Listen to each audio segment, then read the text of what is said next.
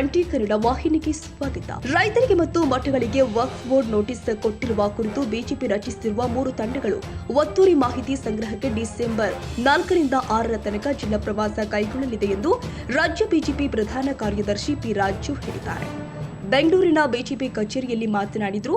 December 9ರಂದು ಅಧಿವೇಶನ ಪ್ರಾರಂಭವಾಗಲಿದ್ದು ಸದನದೊಳಗೆ ರೈತರ ಪರವಾಗಿ ಬಿಜೆಪಿ ತನ್ನ ಹೋರಾಟವನ್ನು ಉಗ್ರವಾಗಿ ಮುಂದುವರೆಸಲಿದೆ. ಸದನಕ್ಕೆ ಪ್ರವೇಶ ಆಗುವುದಕ್ಕೆ ಮೊದಲು ರಾಜ್ಯದಾದ್ಯಂತ 3 ತಂಡವನ್ನು ರಚಿಸಿ ಸಂಬಂಧಿತ ಜಿಲ್ಲೆಗಳಲ್ಲಿ ಡಿಸೆಂಬರ್ 4ರಿಂದ 6ರ ತನಕ ಪ್ರವಾಸ ಮಾಡಿ ಸದನಕ್ಕೆ ಬರಲಿದೆ.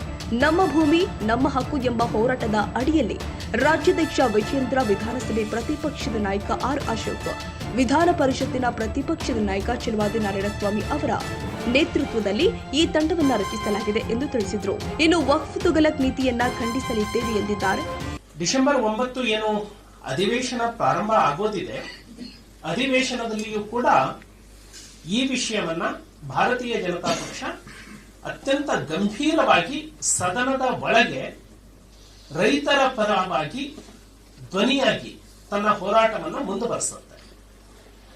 ಆ ಸದನಕ್ಕೆ ಪ್ರವೇಶ ಆಗೋದಕ್ಕೆ ಮುಂಚೆ ಮತ್ತೆ ರಾಜ್ಯಾದ್ಯಂತ 3 ತಂಡಗಳನ್ನ ರಚಿಸಿ ಆ 3 ತಂಡಗಳು ಆಯಾ ಸಂಬಂಧಿತ ಜಿಲ್ಲೆಗಳಿಗೆ ಹೋಗಿ ಅಲ್ಲಿ ಎಲ್ಲ ನೊಂದವರ ಜೊತೆಗೆ ಅವರ ಅಹವಾಲನ್ನ ಕೇಳಿ ಆನಂತರದಲ್ಲಿ ಸದನಕ್ಕೆ ಬರುವಂತಹ ತೀರ್ಮಾನವನ್ನ ಮಾಡಲಾಗಿದೆ.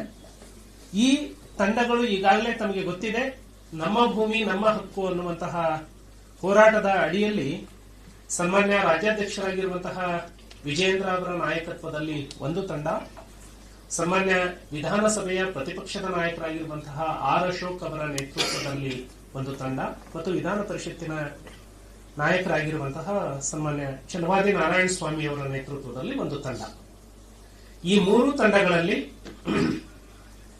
ಎಲ್ಲ ಪ್ರಮುಖರನ್ನ, ಹಾಲಿ ಮಾಜಿ ಶಾಸಕರು, ಸಂಸದರು ಮತ್ತೆ ಆ ಜಿಲ್ಲೆಯಲ್ಲಿ ಇರುವಂತಹ ಎಲ್ಲ ಪದಾಧಿಕಾರಿಗಳು, ರೈತ ಮುಖಂಡರು ಇವರನ್ನ ಒಳಗೊಂಡಂತೆ ತಂಡವನ್ನ ಮಾಡಲಾಗಿದೆ.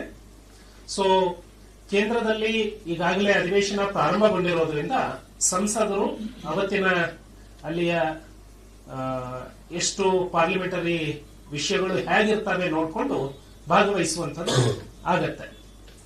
ಇದು ಮೊದಲನೇ ವಿಷಯ. ಇಡೀ 3 ತಂಡಗಳು ಇಡೀ ರಾಜ್ಯಾದ್ಯಂತ ಎಲ್ಲ ಜಿಲ್ಲೆಗಳಿಗೆ ಭೇಟಿ ಕೊಟ್ಟು ಅವರ ಅಹವಾಲನ್ನು ಸ್ವೀಕಾರ ಮಾಡಿ ಸದನದ ಒಳಗಡೆ ಉಗ್ರವಾಗಿ ಬಿಜೆಪಿ ರೈತರ ಧ್ವನಿಯಾಗಿ ಕರ್ನಾಟಕ ರಾಜ್ಯ ವಕ್ಫ್ ಏನು ತುಗಲಕ್ ನೀತಿಯನ್ನ ಜಾರಿಗೆ ತಂದಿದೆ, ಇದನ್ನ ಉಗ್ರವಾಗಿ ಖಂಡಿಸೋದ್ರ ಮೂಲಕ ಸನ್ಮಾನ್ಯ ನರೇಂದ್ರ ಮೋದಿ ಅವರು ಏನು ಈ ಪಾರ್ಲಿಮೆಂಟ್ ನಲ್ಲಿ ಬಿಲ್ ಅನ್ನ ತರ್ತಾ ಇದ್ದಾರೆ, ಆ ಬಿಲ್ಗೆ ಕರ್ನಾಟಕ ಸಂಪೂರ್ಣವಾಗಿ ಬೆಂಬಲ ವ್ಯಕ್ತಪಡಿಸುತ್ತೆ ಅನ್ನುವಂತಹ ಅಭಿಪ್ರಾಯ, ಜನಾಭಿಪ್ರಾಯವನ್ನು ರೂಪಿಸುವಂತಹ ಪ್ರಯತ್ನವನ್ನ ಮಾಡ್ತಾ ಇದೆ. ಎರಡನೇದಾಗಿ 3 ತಂಡಗಳು 4, 5, 6 3 ದಿನಗಳ ಪ್ರವಾಸವನ್ನ ಕೈಗೊಳ್ತವೆ.